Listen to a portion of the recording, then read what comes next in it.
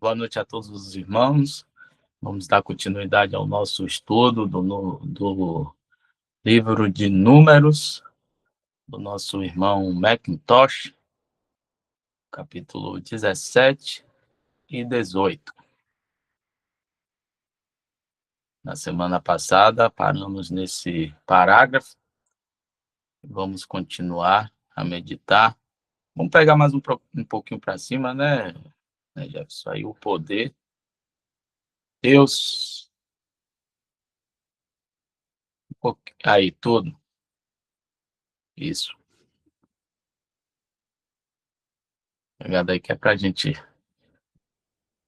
ter entendimento da sequência. Tá dando para me ouvir direitinho aí, irmãos?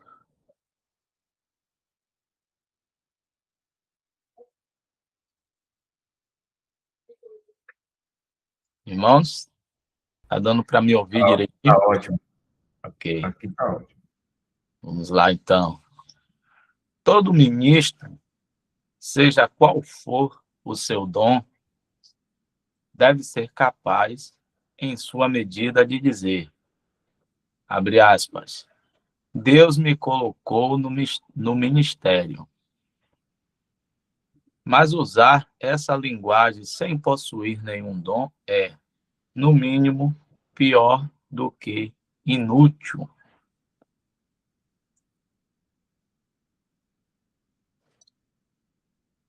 Repetir aqui,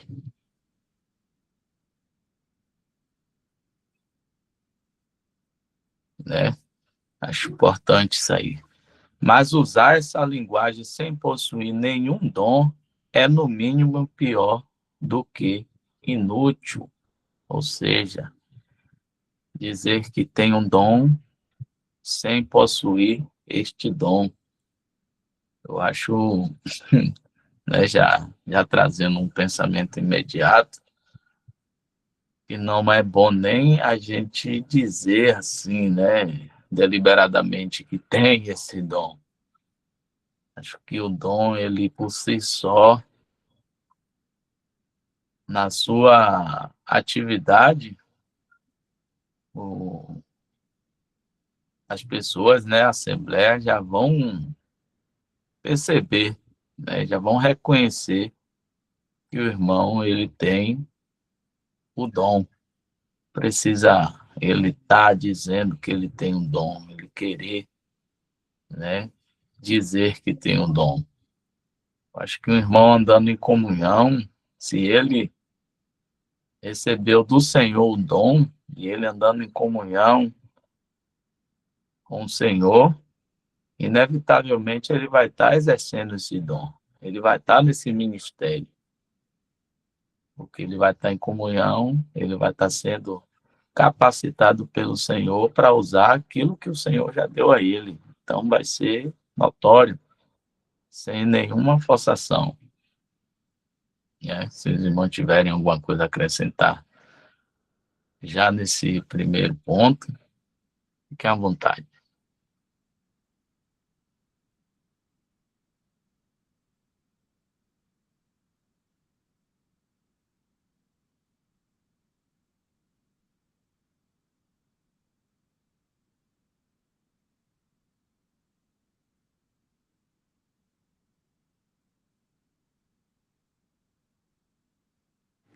Vamos seguir, então.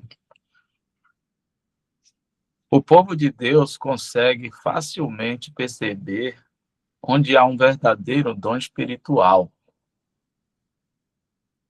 O poder certamente será sentido, mas se os homens fingem ter um dom ou poder sem a realidade. Pode subir um pouquinho aí, Jefferson? Fica com as tagens aqui. Mas se os homens fingem ter um dom ou poder sem a realidade, sua tolice logo se tornará evidente a todos. Todos os impostores, mais cedo ou mais tarde, acabarão descobrindo seu verdadeiro potencial.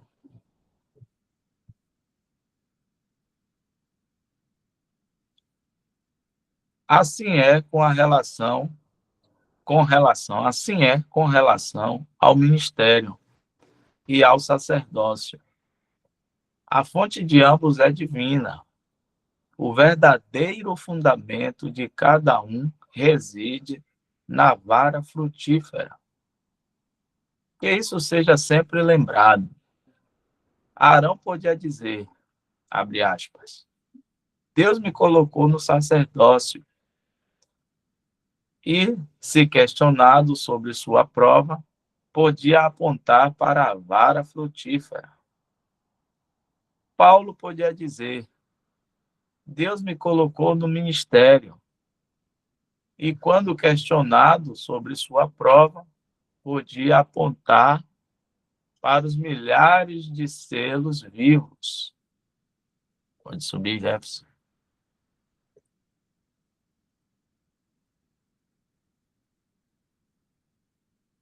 De sua obra, de selos vivos de sua obra. Assim deve ser sempre em princípio, qualquer que seja a medida. O ministério não deve ser meramente em palavras ou em língua, mas em atos e em verdade. Deus não conhecerá a palavra, mas o poder. Mas, antes de nos afastarmos deste assunto, consideramos essencial enfatizar ao leitor,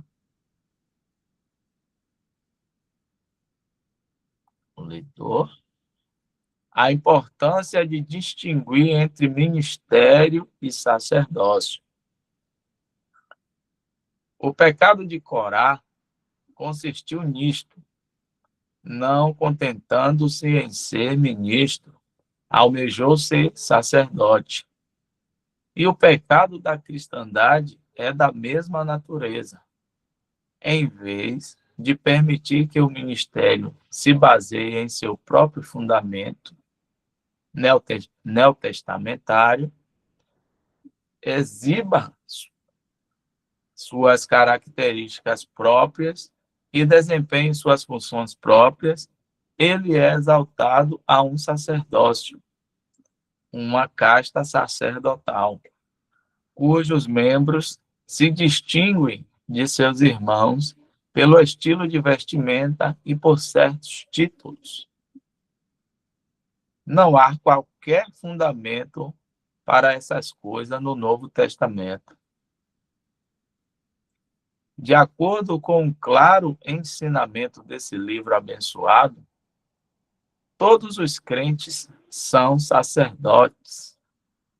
Assim, em Pedro, lemos, abre aspas, mas vós, não apenas os apóstolos, mas todos os crentes, sois a geração eleita, o sacerdócio real. Isso está em 1 Pedro, capítulo 2, versículo 9. Assim também em Apocalipse, abre aspas, aquele que nos amou e nos lavou dos nossos pecados com o seu sangue e nos constituiu reis e sacerdotes para Deus, seu Pai.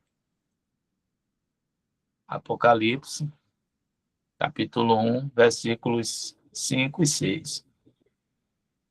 E, em consonância com a verdade exposta nas passagens anteriores, encontramos o apóstolo Paulo, pelo Espírito Santo, exortando os crentes hebreus a se aproximarem e entrarem com confiança no Santo dos Santos, nos, com confiança no Santíssimo Lugar.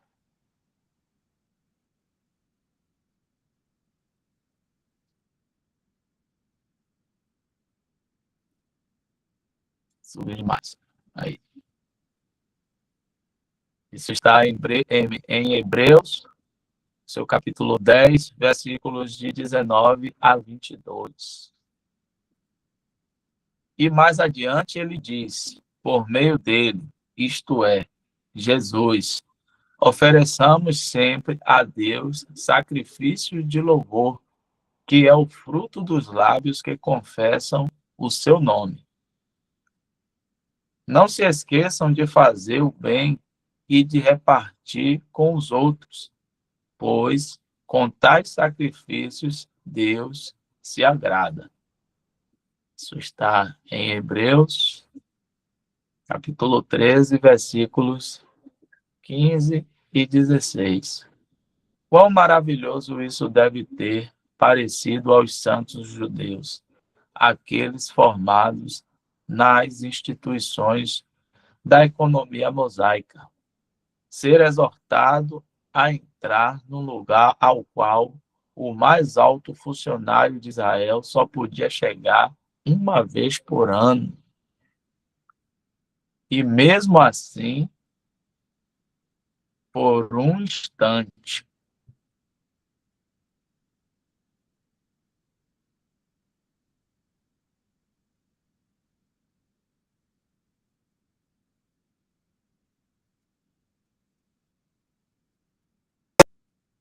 ser informado de que deviam oferecer sacrifícios, de que deviam desempenhar as funções peculiares do sacerdócio. Tudo isso era maravilhoso, mas assim é. Se formos ensinados pelas Escrituras e não pelos mandamentos, doutrinas e tradições dos homens. Dá um tempo aqui para ver se os irmãos têm algum pensamento.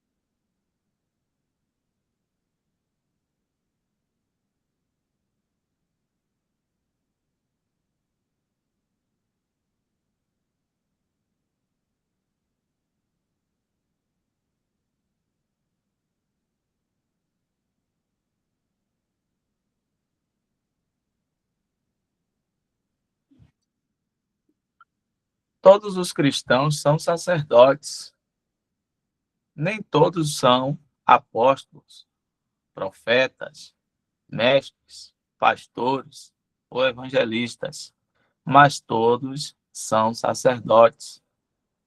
O membro mais frágil da igreja era tão sacerdote quanto Pedro, Paulo, Tiago ou João. Não falamos de capacidade ou poder espiritual, mas da posição que todos ocupam em virtude do sangue de Cristo.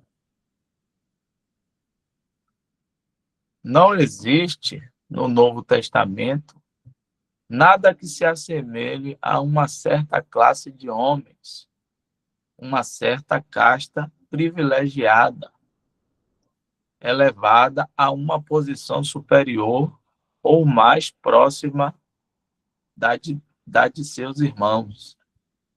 Tudo isso se opõe frontalmente ao cristianismo, uma transgressão ousada de todos os preceitos da palavra de Deus e dos ensinamentos especiais de nosso bendito Senhor e Mestre.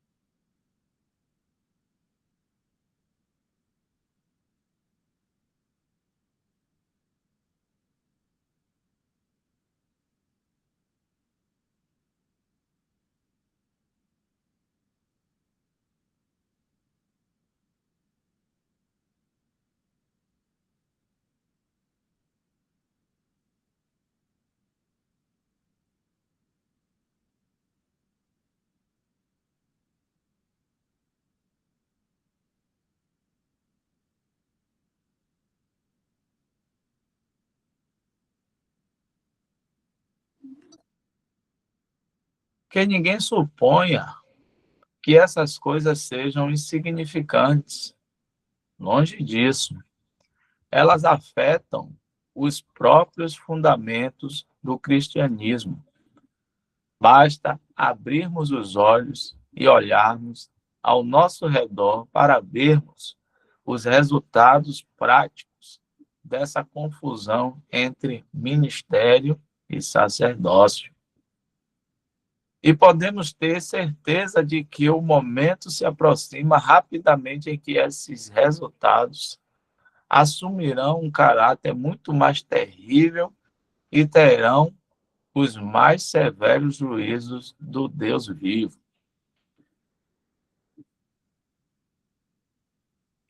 Ainda não vimos o antítipo completo da contradição de Coré, entre aspas, contradição de Coré. Mas ele logo se manifestará. E advertimos solenemente o leitor cristão a ter cuidado com a maneira como ele sanciona o grave erro de misturar duas coisas tão distintas como ministério e sacerdócio. Exortamos-nos a examinar todo esse assunto à luz das Escrituras. Queremos que ele se submeta à autoridade da palavra de Deus e bondade e abandone tudo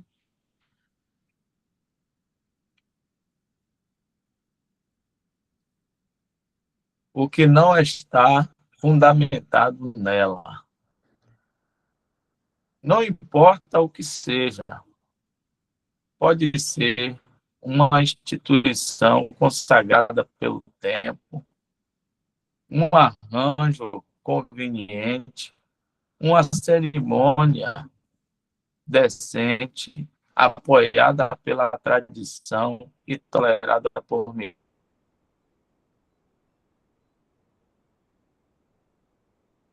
milhares dos melhores homens. Não importa. Se algo não tem fundamento nas Sagradas Escrituras, é um erro. Pode subir.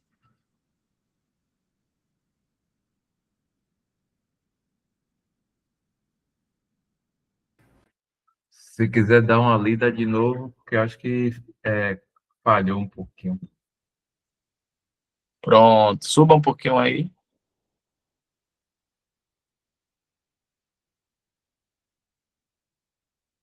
Eu vou ler daqui, ó.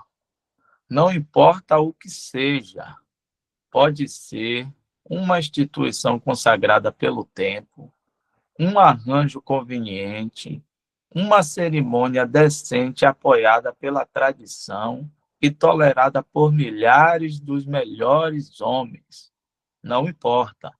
Se algo não tem fundamento nas Sagradas Escrituras, é um erro. Pode subir.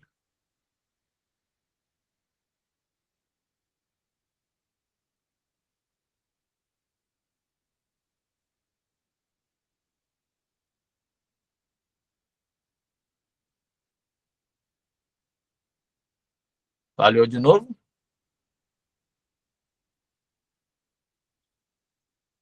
Sim,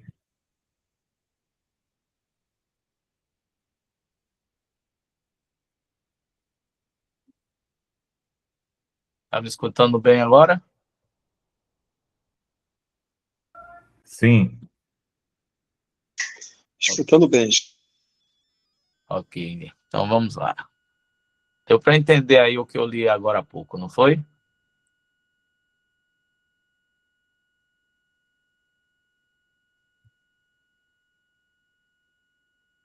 Então vamos lá. Não importa. É um erro. Se algo não tem fundamento nas Sagradas Escrituras, é um erro, um mal e uma armadilha do diabo para aprisionar nossas almas e nos afastar da simplicidade que há em Cristo.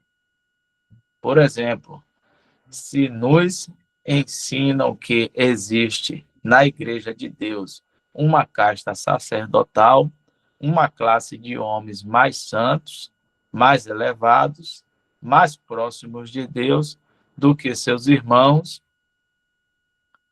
do que os cristãos comuns. O que é isso senão judaísmo revivido e acrescentado às formas cristãs? E qual será o efeito disso se não roubar? Pode subir, Jefferson.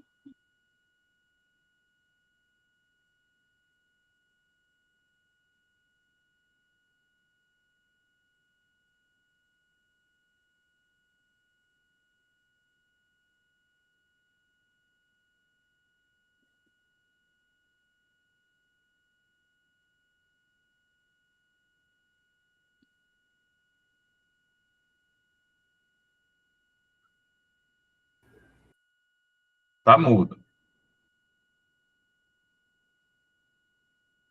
Tá me ouvindo? Sumiu a minha apresentação aqui.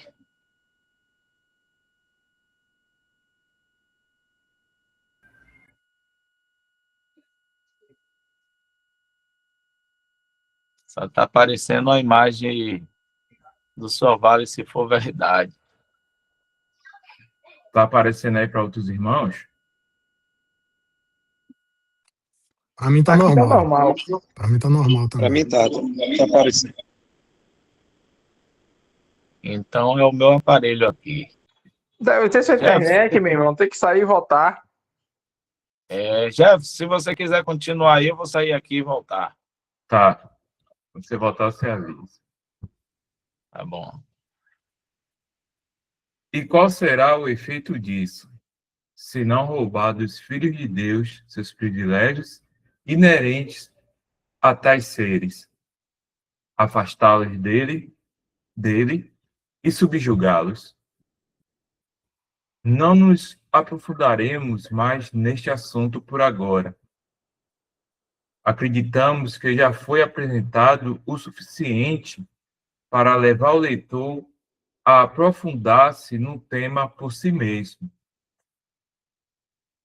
Acrescentamos apenas e enfatizamos isso, que ele o faça somente à luz das Escrituras, que ele resolva, pela graça de Deus, deixar de lado tudo que não se fundamenta na base sólida e sagrada da palavra escrita.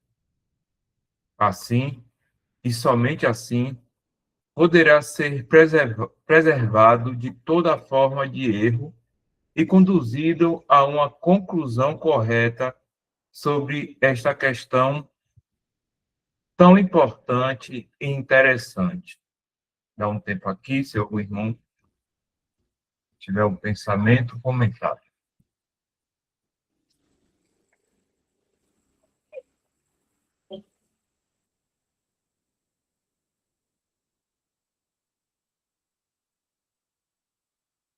Quer continuar, irmão?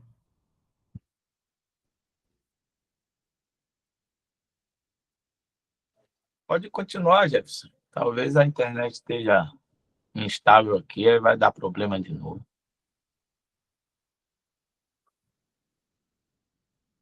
Certo. Mas é importante refletir um pouco mais, né, sobre esse tema, porque realmente foi motivo e é, né, de muita confusão, né, para a maioria, né, de nós que viemos do sistema e ainda dos nossos queridos irmãos que ainda continuam lá.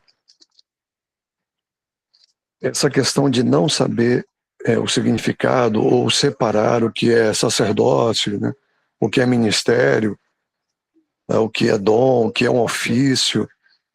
Então é interessante sempre pensarmos sobre isso, estudarmos, porque realmente é muito triste e isso trouxe, né, muitos erros e certamente a cada dia aumenta as divisões, as heresias, justamente por essa falha, desse entendimento tão importante. Como o escritor falou, né, tira o privilégio dos cristãos. Então, mas não é somente tirar o privilégio, né, dos cristãos, que todos são sacerdotes, todos os cristãos são sacerdotes, todos têm livre acesso ao trono da graça de Deus e não precisa de nenhum intermediário aqui. Porque o mediador é Cristo. O mediador entre o homem e Deus é Cristo. E nós não precisamos de um outro homem, de um outro irmão aqui, para que possa fazer, né, essa mediação. Então isso é gravíssimo. E em uns sistemas mais, em outros menos, mas imagine que você tem que ir a uma casta especial, ou a um pastor, ou alguém, para consultar por você ao Senhor sobre qualquer coisa da vida que você vai ter de fazer, como um casamento, um emprego, ou o filho que vai ter, se vai ser do sexo masculino ou feminino.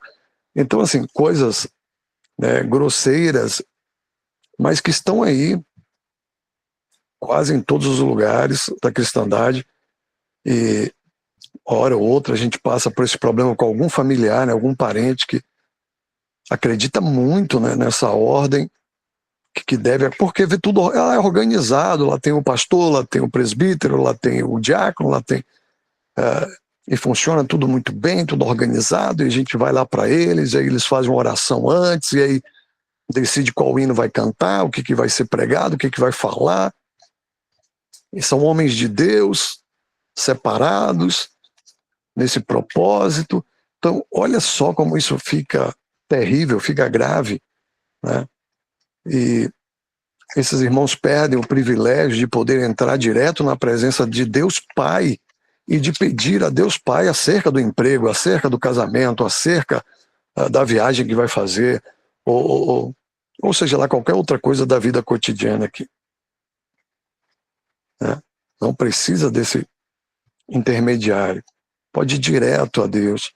Então, eles confundem tudo e terminam trazendo fraqueza e grande confusão, porque talvez das coisas mais negativas é que vai tirar o Senhor Jesus, como nós já falamos em outras reuniões. O Senhor Jesus, se não for glorificado, se não for exaltado, se não tiver o centro, que é o seu lugar, como é que fica isso? Que reunião é essa? Então é pior ainda, porque não só tira o nosso privilégio daquilo que é nosso, que o Senhor nos deu, mas tira o Senhor, o próprio Senhor, porque o homem passa a ser o centro, a ponto de chamar de pai, meu pai, não sei o quê, e tudo é o homem ali que vai decidir, ele é homem de Deus, ele é muito santo. Então olha quanto problema isso vai trazer. Aí traz outras coisas, traz inveja, vai trazer disputa, um querendo ser mais do que o outro naquela casta que já está ali. Então quem é mais eloquente, quem tem mais... que eles também, eu falei dom aqui, é aquele que tem mais dom, mas eles nem sabem o que é dom, e o que é ofício, o que é sacerdócio, o que é ministério. E aí vira ali uma grande confusão que só traz fraqueza, desonra ao próprio Senhor, ao próprio cristianismo, porque fica uma grande disputa. Então, graças ao Senhor que tem nos aberto os olhos, né, ouvidos e coração para entender e para crer, né, na verdade que está na palavra, na simplicidade que está ali, e que não vai ter ninguém em nosso meio que vai se destacar, que vai ser alguma coisa, todos são iguais, e o Senhor sim, é Ele que vai dirigir, é Ele que vai dizer como tudo que vai acontecer, e não vai ter nenhum homem em destaque. Então isso é muito solene, né? Muito importante essa reflexão, porque a carne ainda está em nós e isso pode acontecer ou no pensamento ou até na prática mesmo, em qualquer meio, em qualquer reunião. Então é muito importante sempre estar refletindo sobre isso e também prontos para responder aos nossos irmãos que porventura venham nos questionar acerca disso, como pelo menos já aconteceu comigo algumas vezes.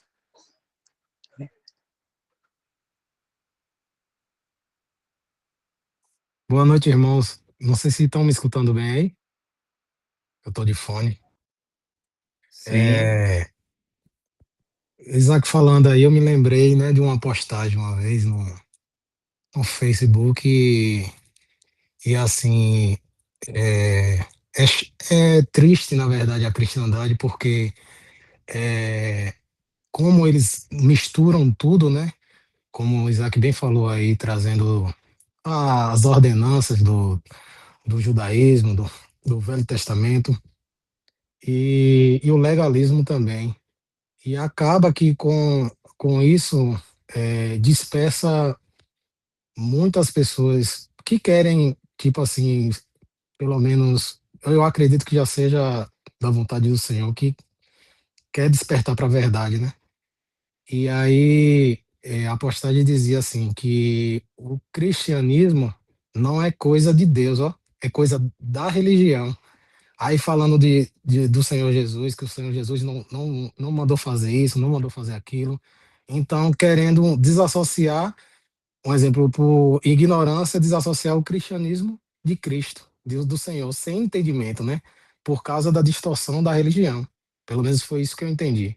Para você ver o ponto que chega, né? Isso é triste, infelizmente.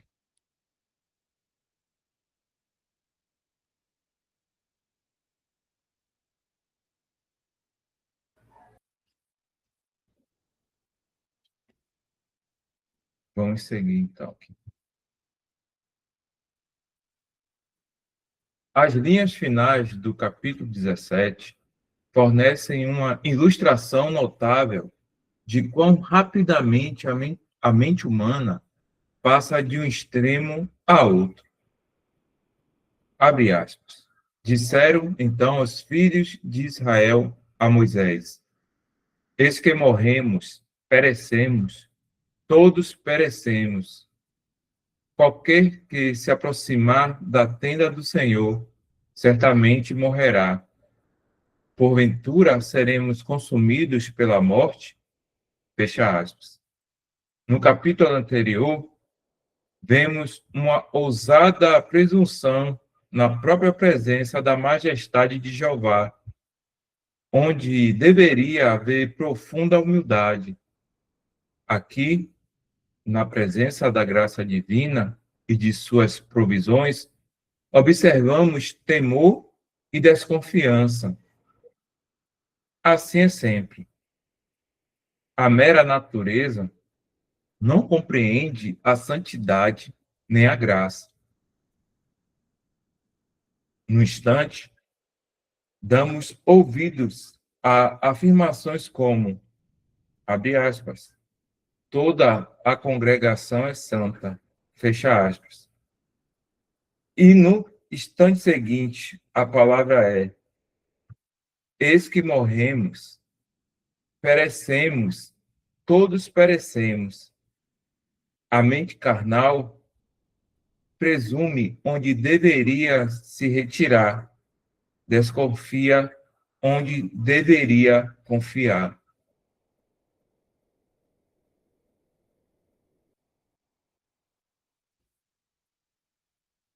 Contudo, tudo isso se torna a ocasião, pela bondade de Deus, de nos revelar de maneira plena e abençoada as santas responsabilidades, bem como os preciosos privilégios do sacerdócio.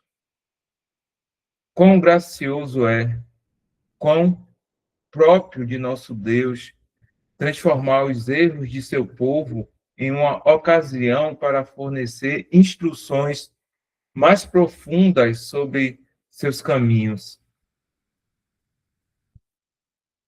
É sua prerrogativa.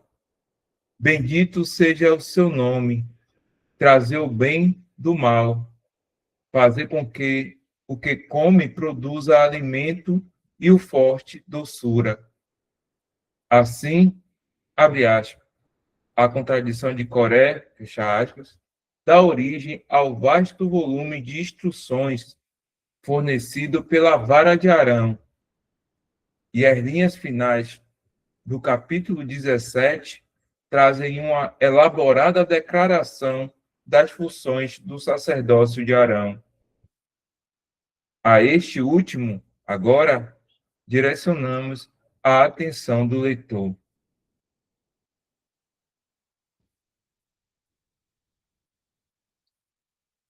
Abre aspas. Disse o Senhor a Arão: Tu, teus filhos e a casa de teu pai contigo levarão a iniquidade do santuário.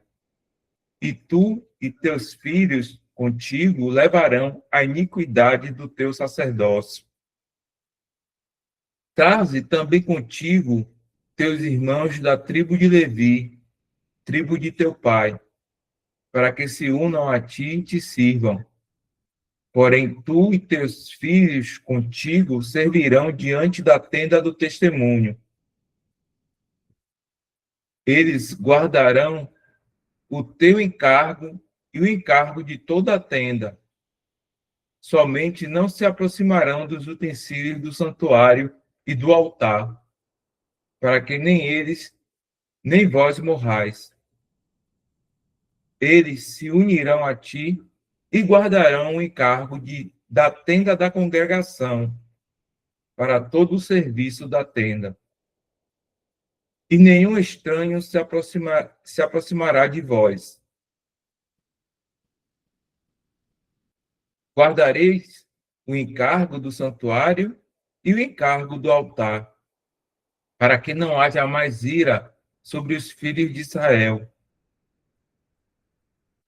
E eu, eis aqui, abre aspas, escolherei vossos irmãos, os levitas, dentre os filhos de Israel. A vós foram dados como oferta ao Senhor, para servirem no tabernáculo da congregação. Portanto, tu e teus filhos contigo guardarão o ofício sacerdotal para tudo que há no altar e dentro do véu, e servirão.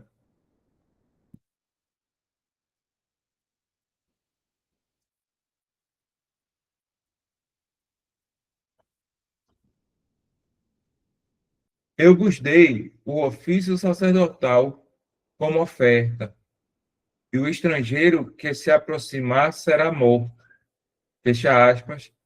Números 18, do 1 ao 7. Dá um tempo aqui.